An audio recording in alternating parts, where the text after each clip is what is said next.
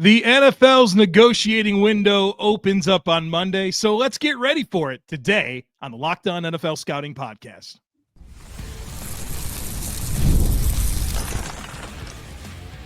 You are Locked On NFL Scouting with the Draft Dudes, your daily podcast for NFL and college football scouting. Part of the Locked On Podcast Network, your team every day. What's better than this? It's guys being dudes here on the Locked On NFL Scouting Podcast. We're the Draft Dudes. I'm Joe Marino from Locked On Bills. He's Kyle Crabbs from Locked On Dolphins, and we are your NFL experts here with you daily to talk team building across the league on the Locked On NFL Scouting Podcast with the Draft Dudes, part of the Locked On Podcast Network, your team every day. Want to issue a big thank you, shout out, and welcome to our everydayers. Those of you who never miss a single episode, we appreciate y'all being here very, very much. Joe, we've made it to the end of the week. How you feeling, first of all? I'm feeling good, man. I didn't tell you. All I told everybody is you're unavailable. You're fine. I assume you're fine. I said, we'll see you tomorrow. We'll figure out what we're doing. And everybody got a treat for a deep dive on my 150 big board yesterday. So I got into some sleepers and stuff. That was good, man. Yeah, appreciate you picking me up when I was down there for a minute. So we are, 72-hour Draft Dudes do math, 72 hours away from pure unadulterated chaos in the NFL. As if it hasn't, dude, it's been crazy. So, I mean, we're in the pre-show and you're getting Buffalo Bills contract extension notifications. We're getting Myles Garrett getting shot down by Jimmy Haslam to meet this morning, which doesn't seem like a great idea to keep a player on your team, but it's whatever. The player cuts have started. Obviously, contract restructure is well underway.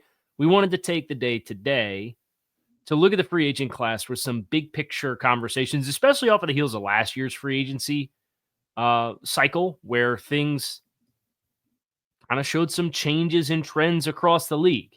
And I think that's where we'll start today by spotlighting the offensive line market, which is of particular interest to, I would say, probably 90% of the league. Yeah. And look, the offensive line conversation's been so fascinating because you're just seeing more and more teams have issues, right? Trying to fortify a starting five, much less have enough depth to get through a season, and how that's correlated with a lot of these rookie quarterbacks. And I think you saw the Bears already send a loud message about maybe what they thought of the free agent offensive line market, where they went out before anything really gets going and they trade, right? They make a couple of trades for guards that their coaching staff is familiar with. Ben Johnson, multiple years with Jonah Jackson, Eric Bieniemy, the running backs coach, obviously familiar with Joe Thuney from their time together in Kansas City.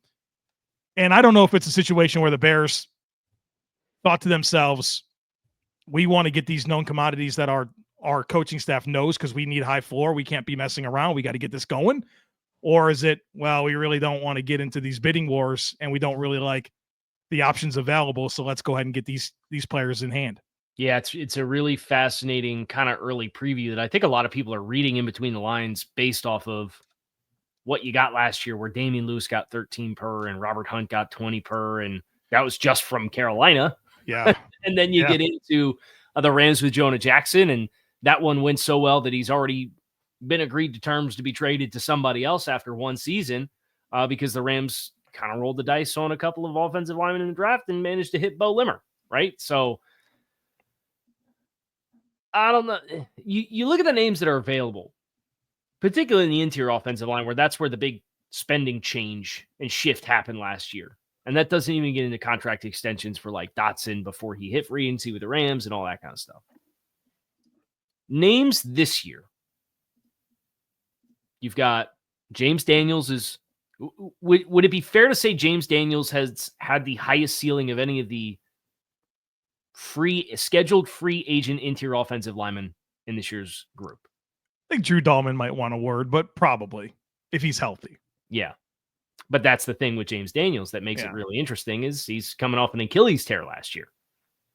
Dahlman as a center, fair to say center only player? 100%. Yeah. A scheme specific center only too. Yeah. Yeah. Where I think you can look at center, Josh Myers, if assuming health there, looked like he avoided the worst case scenario with his injury at the end of the year last year. Kind of built. I think he's built to play guard. I think that'll be a really interesting one. And I know you go back to Ohio State, dude's been a center exclusive player. Yeah. But I don't watch him on tape and feel like, man, that's a center. He couldn't play guard if you wanted him to play guard, So I feel like that's one as a younger player coming off a rookie contract is maybe helped. But then you got guys like Becton, who was a tackle before last year in Philadelphia with playing next to Lane Johnson, and Cam Jurgens with Jeff Stoutland as your offensive line coach. Like, how replicatable is that? Right. And you feel like he's probably going to want to take a chance to get a decent contract. And I don't know if Philly can give it to him, And the only other thing is maybe he comes back on another short-term deal with Philly to get another year. And maybe that'll help his market long-term. Because he's young. I think he's tied for the second youngest interior offensive lineman in the class in free agency. Like 26. Yeah. So he could presumably do that, and then you kind of leave no doubt and go get your big money. But, man, I think he might be able to leverage the year that he had plus the lack of options here. Yeah. And maybe there's $8 million a season waiting for him right now. I mean, there's a lot of money out there, and there's not necessarily a lot of players to come get it. Right. And you look through the rest of the names, it's names like Tevin Jenkins. It's names like Aaron Banks. It's names like Will Fries. And these guys all estimations for Fries are crazy, man. I mean, right. Mid-teens per year guard. And if it's like last year, I was doing Jonah Jackson forecast at 13. He got over 16. I was doing Damian Lewis forecast at 8, and he landed at 13. So in some of these forecasts last year, they went $4 or $5 million over, like consistently with contract extensions.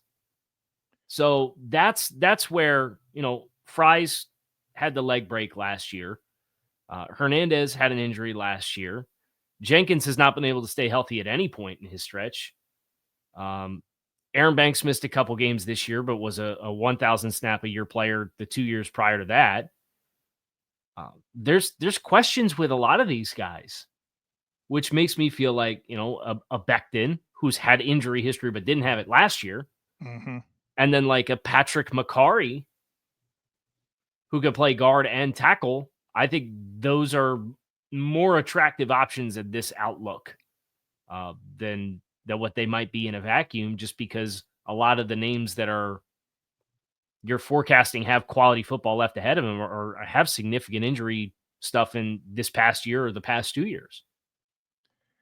Kyle, I think one of the most interesting offensive linemen that I don't feel like anyone's really talking about is Ronnie Stanley with the Baltimore Ravens. I think a lot of people just assume he's going back to Baltimore. It's hard to really imagine him playing somewhere else, especially as he had his injured seasons and they stuck with him and he's kind of come back and rebounded and had a good season last year. Obviously, you could see that happening, but with Alaric Jackson, and whatever you think about Alaric Jackson, I don't think much of him, but he certainly was kind of like the name at left tackle. He stays with the Rams. This is kind of the name at left tackle. And I mean, there's certainly needs out there. Don't you think that a Kansas City would love to sign up for Ronnie Stanley to come over and solidify their left tackle spot? I'm just really kind of curious to see how that one plays out. Yeah. I am one of those people that admittedly and will call myself guilty of just assuming that Baltimore is going to figure something out there. But if I were him and you make it this late into the game, unless they're going to give you multiple years of guaranteed salary, like I probably wouldn't sign. I would play the wait and see game and see who's going to get crazy with the money and ask myself, do I want to finish? Like, what's the dollar discrepancy and how much is that to me versus finishing what I started in Baltimore? Yeah, I don't think you sell your soul for big money to go to the Patriots and be their left tackle. Right? You want to play for a good team. But that's one that just feels like there's a big assumption, and maybe he stays in Baltimore, but until he does, that's a pretty attractive name for a lot of teams that could use at least a couple year answer at left tackle. All right, we got a lot more to get to. Coming up, we'll look at the overall picture and talk about where you can find answers. So be sure to stick with us. When the game tips off, the NBA action is just getting started, and there's no better place to get in on it than FanDuel, America's #1 sportsbook. With FanDuel, you can place live bets throughout the game, so even if you miss the opening tip-off or want to bet on a fourth quarter comeback, you could stay in the action. And if you're looking for a bigger payout, you can even combine your live bets into a same-game parlay. I love using FanDuel's live betting feature because it keeps every moment of the game more exciting, whether I'm backing my team for a late-game rally or picking up a player to hit a clutch three. I never feel like I missed my chance. Plus, the app is easy to use, and when you win, you get paid instantly. Right now, new FanDuel customers can get $150 in bonus bets if your first $5 bet wins. Just visit FanDuel.com to join today. That's FanDuel.com for your shot at $150 in bonus bets. Make every moment more with FanDuel, the official sports betting partner of the NBA. I have two things real quick. Put a bow in this offensive line conversation. I am going to give you a number over under with a couple of names for their annual average salary. Patrick Makari, $10 million AAV. Man, Tutu just got freaking $10 million. Right. Man, the estimations are coming in under that, but I'll say that's a really good one. Man, I think I'm going to take the under. Okay. But it's close. Yeah, it's I think that's a really tough one. Tevin Jenkins, $8.5 million AAV. I'll take the under. Take the under on that one. Aaron Banks was in the NFL.com players who might get more than you think. This is the Ben Powers deal, man. With a dollar amount at $18 to $20 million. No, I'm not going to give you that. I'm going to give you 14. Over, under 14. Oh, it's probably right at it. I think you've been right at it on all of these. I'll say slightly under. Slightly under? Okay. Will Fries, 15. I said should be under. Should be under, but will he be under? Right. This money's just going to go crazy to these guys, man. Like paying for like really average players. I guess I'm taking the under on all of these, but I'm sure I'll look silly. And the last one I have is, does Josh Myers beat the John Runyon Jr. contract from last year in New York, which were 3 for $30? Yeah, I think he beats it. Okay. I do. That's cool. That one I'll take. I'll take. All right, I'm done. All right, so we want to get into different areas where you can find answers. And I mean, certainly if you're looking for an old receiver, you can find that, which we'll probably get to. You find a lot of names that are available for trade that you probably would have loved to have traded for 3 years ago, right? You know, yeah, no doubt about it. The epidemic of every team wants, every fan base wants every player made available for trade because of the name. It needs to be addressed. Hopefully we can tackle that a little bit. But Kyle, I really like the corners. I think you can find starting corners, and you can find them in a variety of ways. Like if you're looking to spend some money at corner and get a legit answer, Javarius Ward, Byron Murphy, DJ Reed, Carlton Davis. There's some players like even like Asante Samuel Jr., who was injured this past season, but if you're looking for a man corner, he can offer something. You can put Rasul Douglas out there. If you're looking for a zone corner, I think he can help. Darius Slay, like a late stage guy. Shaq Griffin had a decent year for Minnesota. Christian Fulton reminded everyone that he could play with the Chargers last year. That one. Yep. I just think that there's a lot of options here, man. Like where you could spend all different amounts of money and get an answer. It just kind of depends on what your appetite is. If you want a big swing, if you want a bargain play, I think it's all going to be there for you. Did you even mention Asante Samuel and Paulson Adebo? Paulson Adebo is one of my favorites. I can't believe I forgot him. I did say Samuel Jr. though. So Adebo, baller. That'll be one of the interesting ones, just because that is more often than not a player like that's already taken care of. They can't, but because of their situation, they can. So that's going to be one of those, I think, really rare situations where you see a player that's going into what will be his age 26 season. Actually, I think he might stay. When's his birthday? He's just over 25. He turns 26 in July. So age 26 season. Premium position. Was hurt last year, but had some really good tape on his resume throughout his rookie contract. Physical. There's a lot to like there. I don't know that it gets into the 16 plus range. Maybe it will, but I think that's going to be one of the bigger marquee contracts that exists. Yeah, that was a 3-year, $45 million deal. It wouldn't surprise me. He's given up a sub 70 passer rating against his coverage the last 2 years, and the ball production's been really good. And he tackles. I mean, and we didn't even mention Nate Hobbs. Good call. Who I think is an absolute dog. He's a really fun player. Now, he might, for a lot of teams, I think he's probably perceived as more of an insider nickel player. Mm-hmm. And that puts a different lens on your compensation conversation, right? Because it was Kenny Moore got 10, and that was like a big deal for nickels. Mike Hilton's been paying for pennies on the dollar as if you put him in the hierarchy of NFL corners, you'd put him super high, but because he plays in the slot, it's a devalued position. So he was playing for like $7.5 million a season. Mm-hmm. So, I mean, Taron Johnson's an every snap player, and he's a $10 million a year player. Right. Yeah. I also don't know how robust a market, like how many defenses across the league would optimize Taron Johnson in the way that Buffalo's optimized Taron Johnson. If you want to play 90%, 98% nickel and dime, it makes a lot of sense, but not many teams are doing it. Safety's another spot where I think there's some good teams. Always are. It's unbelievable, man. Like Justin Reed, available as a free agent, should cash in. Javon Holland, expected to get 16 plus. He's looking for at least crazy. Xavier McKinney. Yeah, I think it is too. The last 2 years have not been good, but Jeremy Chin coming off of a revival with Dan Quinn. You've got Merrick, Trayvon Merrick, who I would give the Javon Holland ask money to before I would give it to Javon Holland. I think he's an absolute stud. Trayvon Merrick.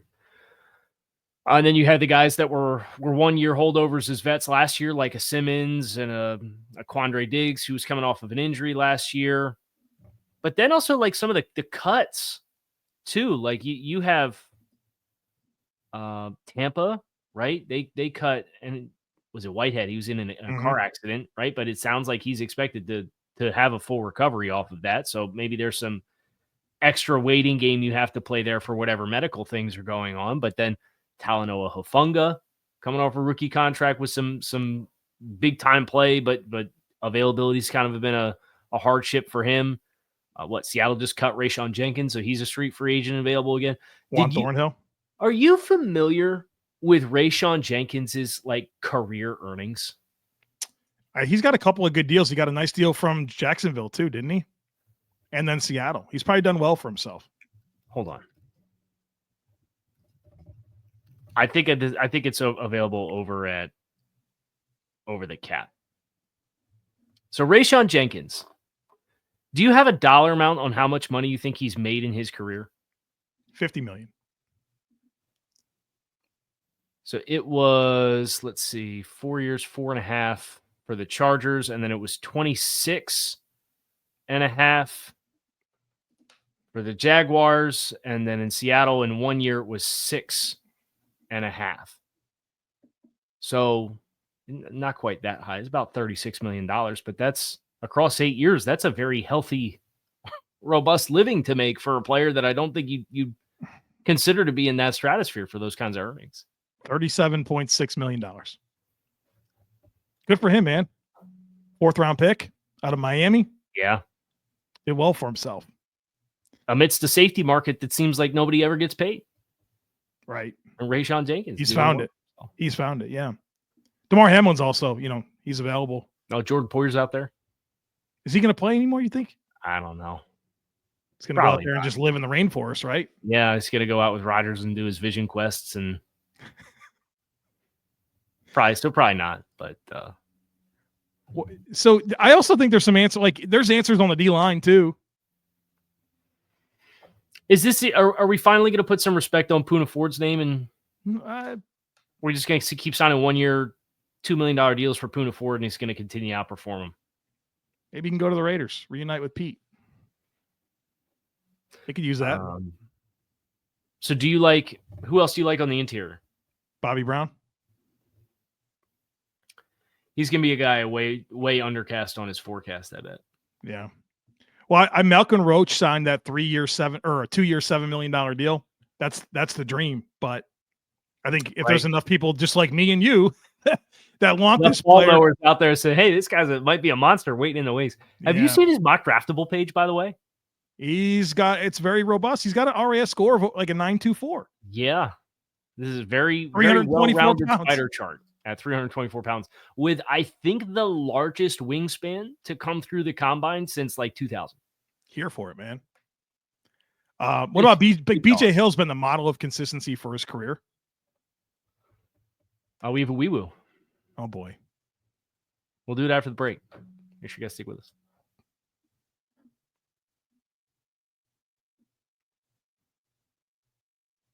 This better not be the what? I was going to say, this better not be the Derek Barnes extension. It is the Derek Barnes contract extension. Okay. All right. 3 years, $25.5 million. Right. 16 million guaranteed. Hey, they gotta play three line. They're gonna still do it. They're gonna play three linebackers, aren't they? I guess so. Man, that's a very healthy contract. Very. What does that say about, who's pumped about this? Jamie Sherwood. Sherwood's gonna get north of 10. Right. Well, we just saw Bernard today got 12.5, and Derek Barnes got 8. Yeah. And Shire last year got 11. Yep. Sherwood's gonna clear maybe all those guys when it's all said and done. Yeah, he's good. He's a good player. Good rangy player, former safety. That's the moral of the story, right? Take these big supersized safeties. If those dogs can hunt, stack another 5 pounds on them, play them at linebacker, and be patient because it'll pay. Are you talking about Nick Imanwori right now, or? No, I'm not. But there's a whole Nick Imanwori. You have to be a bad oversized safety, right? That's the. Yes. Divine Diablo, Jamie and Sherwood, mid players. All right. Move them on down. It didn't work out with the one guy they drafted early in the draft out of that model. It didn't work out for. Right. Because he went to the Cardinals. That's why. Right. 100%. But or Isaiah Simmons. Yeah. Pour one out for him. Think he's in this free agent class. Free agent this year, I think. Right. Hey, you were giving love to DJ Jones. I want to extend that love as well. Yes. Team's looking for a nose. Do not mention Sheldon Rankins. For all these, we're talking about, pushing 30, really sturdy interior defensive. Don't put Rankins in that bucket anymore. Best days have come and gone. Which edge rusher would you swing at that's available to sign as a free agent? Well, I know what name to not say around you. Chase Young? It's garbage. I mean, watch the tape. Watch the tape. I'm like, what are we watching here? It's probably Josh Sweat, but if I don't have that kind of budget, because we expect the AAV on that one to be over 20, right? Mm-hmm. I think that's a very conservative number. I think it'll comfortably clear that. I kind of like Patrick Jones from Minnesota. Mm-hmm. If you can guarantee me he's going to play a base end over top of tackles on early downs, and then you have the complementary personnel to kick him inside and let him rush in the B gap. I thought that's where a lot of his best pass rush stuff came from. But I don't know. If you're telling me he's getting over $10 million a season, I'm probably not going to be interested in that market. I'll just draft a kid because it's a really good edge rush draft class. I wonder where Hassan Reddick falls. That'll be a fascinating one after the way things went. The previous 4 years were pretty exceptional. He'll just go back to Philly, right? Right. They'll let Josh Sweat walk, and he'll get $23 million a season. Hassan Reddick comes in for 12, and I'll trade Bryce Huff. Right. Just be done with that. Bryce Huff will be a part of the eventual Myles Garrett trade that happens when they cave.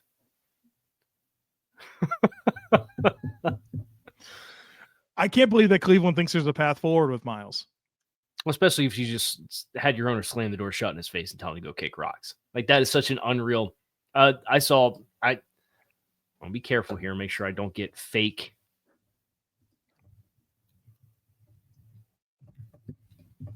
account hit on social media.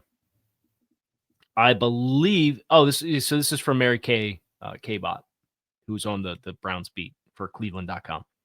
Jimmy Haslam told Myles Garrett to talk to Andrew Berry when Garrett asked to meet with Haslam amid his trade request, sources tell Cleveland.com.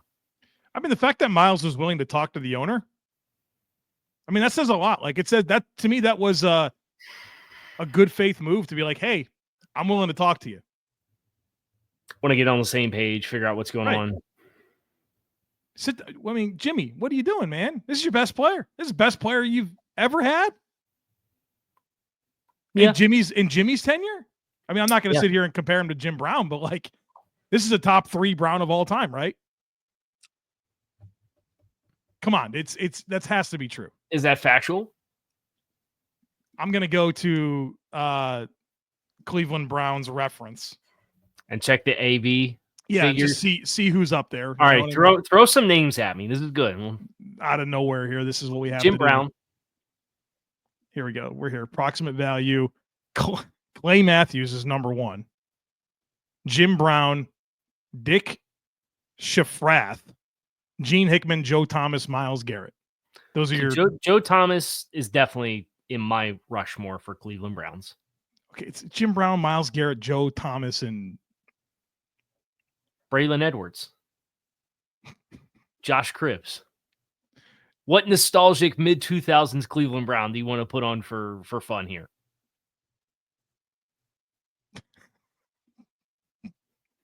There's not a lot of great options, man. Derek Anderson. Who's that Pro Bowl tight end they had that one year? Oh, Jordan Cameron. Jordan Cameron. Not Cameron Jordan, Jordan Cameron. But also don't forget about Gary Barnidge, who had a crazy year for them one time. Yeah, they had that weird one-hit wonder pipeline at tight end there for a little while. That was fun. Absolutely insane. Yeah, this is my Rushmore is Brown, Thomas, Garrett. I don't know. Joel Bitonio. I mean, Josh Cribbs. Come on, man. No. I guess I should pick Clay Matthews. He played there for 100, like literally 20 years.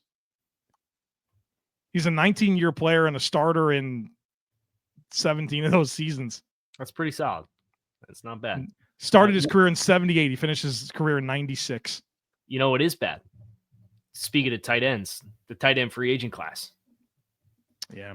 Awful. It's so awful that one of the most attractive cuts apparently that was on the market was the Bears needing to sign Durham Smythe. Get out in front and add him as a street free agent because he was a cut. I didn't realize that his history with Ben Johnson extended back to Miami. Mm-hmm. I guess I didn't realize how recently Ben Johnson was in Miami, or I didn't realize how long Durham Smythe was in Miami. It's a little bit of both. A little bit of both. Smythe was the longest tenured Dolphin on the team. Really? Okay. Who is it now? Jason Sanders. Okay. Drafted in the 18 class, which doesn't sound like it's that far away until you look at your calendar and realize it's 2025. Yeah, I know it. Yeah.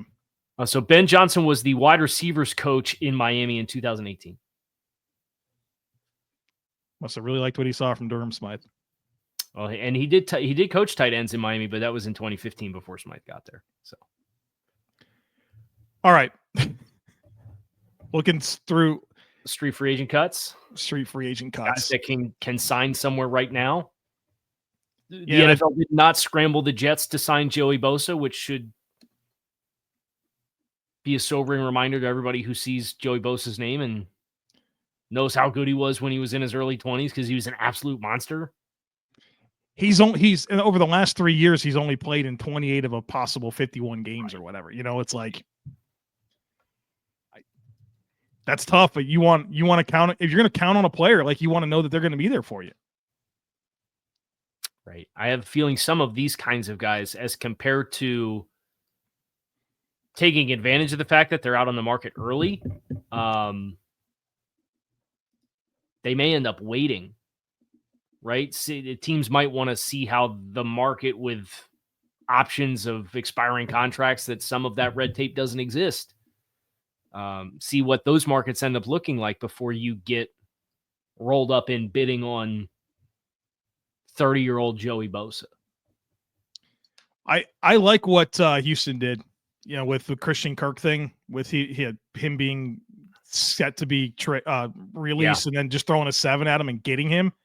Yeah, I think it makes a lot of sense. I think that's exactly the type of receiver that Houston needed. And I mean, the cost, all things considered, 18. I think it was $18 million in cash he was owed. And I mean, what you mentioned, Tutu Atwell's getting 10. Yeah. Give me Christian Kirk for 18 over Tutu Atwell for 10.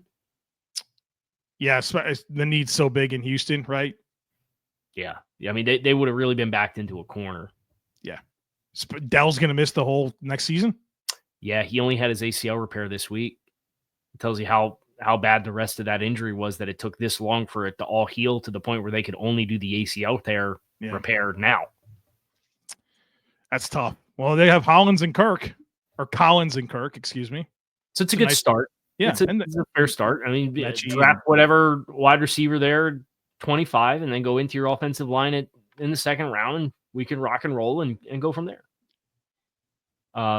If I gave you the names, Alex Kappa, who's already been signed, Jamal Williams, Roy Robertson-Harris, Draymond Jones, Rayshon Jenkins, George Fant, Devonte Adams, Tyler Lockett, Sam Martin, Joey Bosa. That, per the NFL's official waiver, are the determinations from this week. What name are you most interested in off that list? Devonte Adams. I'm fascinated to see where he goes. For you. Oh yeah, no, I meant that. Yeah, I think like a team like the Chargers or like Green Bay. I think there's a lot of back to Green Bay. It would be pretty funny, wouldn't it? Kind of makes sense. They can use him, right? Yeah. I think that, Pittsburgh, I think there's teams that it would make sense to bring him in. Need it. Cowboys. Yeah, what Dallas ends up doing with their wide receiver room is going to be really interesting to me. They got money. Don't let them tell you they don't got money. We talked about that. And they got out in front of it this year. They said, well, we're going to restructure Dak Prescott. We're going to restructure CeeDee Lamb. Can't cost cap poor again this year. They did a good thing with the Osa extension to not be stuck on the cap there or stuck on the tag. That was a really good contract for them too, I felt. 4 years for 80 for him. Yeah. I think he left. And if you want to do that because you want to be a good team player and Dallas is where you want to be and you're happy there, like, by all means. Not every I don't expect every player's primary objective to be, I want to make as much money as possible. Right? If you're happy and it's generational wealth for you and your family, like, by all means, rock and roll.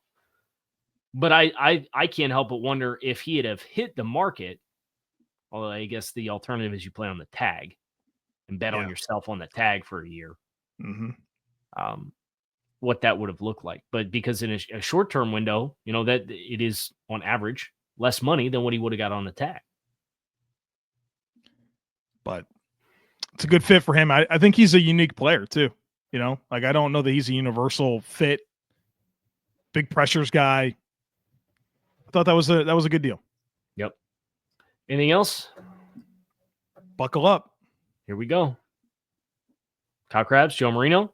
Appreciate you guys as always for checking out Locked On NFL Scouting. Free agency tampering negotiation window starts on Monday, so you have that to look forward to. We will be breaking down plenty of the action next week. We hope to see you then. Kyle Crabbs, Joe Marino. Have a great weekend. Talk to you all again soon.